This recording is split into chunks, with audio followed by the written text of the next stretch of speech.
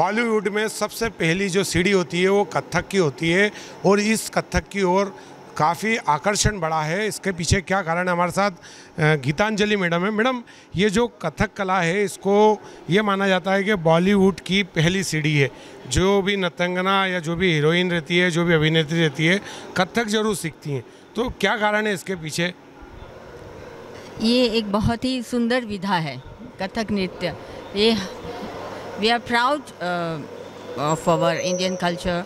हमारा जो नृत्य और संगीत, शास्त्रीय नृत्य संगीत है, ये हमारी धरोहर है। और ये तो ईश्वर की कृपा है, जिसने इसको हासिल कर लिया, इसको ईश्वर की प्राप्ति हो जाती है।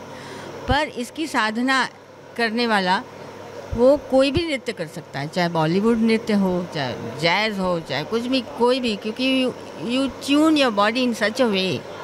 और लय, ताल, सुर, अभिनय सबकी सूझबूझ के साथ जब नृत्य सीखा जाता है तो यू कैन परफॉर्म एनीथिंग। आप 50 वर्षों से इस कथक कला को नज़दीक से देखा है। क्या लगता है आपको कि पहले की तुलना में आकर्षण बढ़ा है या कम हुआ है? आकर्षण तो बहुत है। आप देखिए कि हाँ, पूरे भारतवर्ष से सब लोग आए हुए हैं यहाँ पे इस प्रतिस्पर्धा में हिस्सा लेने के लिए।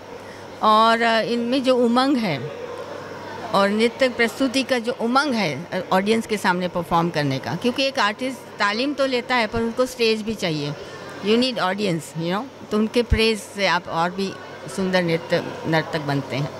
मैडम, क्या लगता है क्यों इसको पहली सीढ़ी कहा जाता है? कोई भी बॉलीवुड की जो कलाकारा रहती हैं पहले, या माधुरी दीक्षित की बात करें या सुष्मिता सेन की, ऐश्वर्या राय की, तो ये क्या कारण है कथक कला सबका पहली सीढ़ी के रूप में इसको इस्तेमाल करते हैं?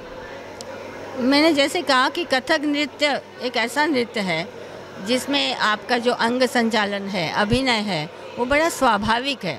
It is not artificial. एक थिएटर होता है वो अलग चीज़ है, पर नृत्य की जो अभिनय है, प्रस्तुति, इसमें अंग संचालन, लय, ताल की सूझबूझ, संगीत से समझना, तो वो फिर सुंदर नर्तक बनते हैं। तो जो हाव भाव है शरीर का, अभिनय है, वो बहुत सुंदर ढंग से कर सकते हैं समझ के साथ। कथक में क्या परिवर्तन आया पिछले अगर 5 दशक की बात की जाए तो?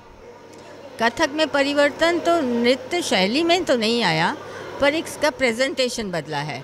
क्योंकि now you have bigger auditoriums, तो लाइट डिज़ाइनिंग है, कॉस्ट्यूम्स हैं, तो उससे और आपका प्रस्तुतिकरण बढ़ जाता है। यू हैव मोर ऑडियंस ज़्यादा है।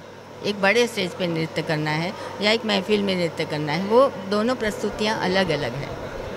मैडम, क्या लगता है पिछले कुछ समय में धार्मिक नगरी उज्जैन है, ये कथक के लिए काफ़ी इसको सराहा जा रहा है, पूरे देश भर के कलाकार आ रहे हैं, तो किस रूप में इसको देखते हैं आप? और कथक आखिर इसका बेस क्या? देखिए, ऐसा है कि उज्जैन पहले से ही धार्मिक और सांस्कृतिक नगरी कहलाती है। अब धार्मिक और सांस्कृतिक नगरी होने से यहाँ पे धर्म की भी पूरी गंगा बहती रहती है और कला का भी ज़बरदस्त यहाँ पर प्रदर्शन होने का अवसर मिलता रहता है। उसी क्रम में कथक जो है यहाँ पर बहुत ही ज़्यादा फल फूल रहा है। उसके पीछे बहुत सारे कारण हैं।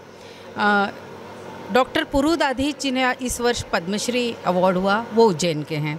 उन्होंने कुछ बीज रोप दिए थे कथक के इसी क्षेत्र में।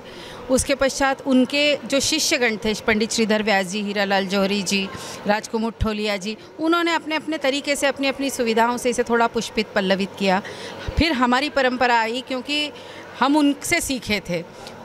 अब हमारे समय में ये हुआ है कि हमें एक्सपोजर अच्छा मिला है।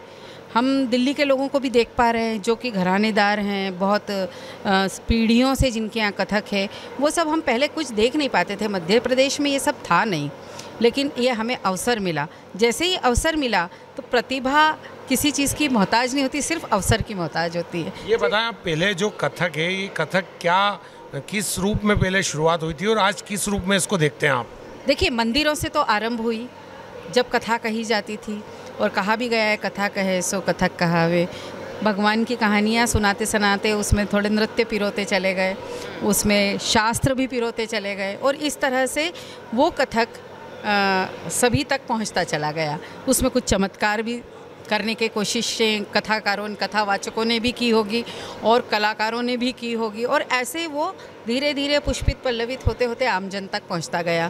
फिर जिसमें जो गुण था उस गुण के आधार पे वो उस कथा उसमें इजाफा करता चला गया, और आज जो रूप आप देख रहे हैं वो बहुत ही परिष्कृत और परिमार्जित रूप है, और शास्त्र और साहित्य और अध्यात्म इन सब का सम्मिश्रण है।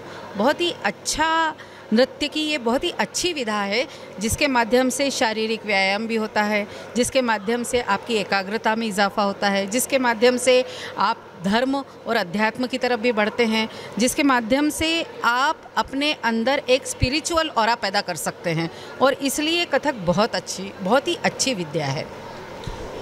कथक को लेकर काफ़ी सारी बातें बताई गई है, किस तरीके से कथक का वर्तमान समय में महत्व बढ़ता जा रहा है, और बॉलीवुड की चकाचौंध के बीच आज काफ़ी कलाकारों का इस ओर आकर्षण बढ़ा है, और निश्चित रूप से जो कलाकार हैं वो कथक को बॉलीवुड हो या कोई और क्षेत्र का स्टेज हो, पहली सीढ़ी के रूप में उसको उपयोग कर रहे हैं। Vikram Singh Jat, ABP news, Ujjain.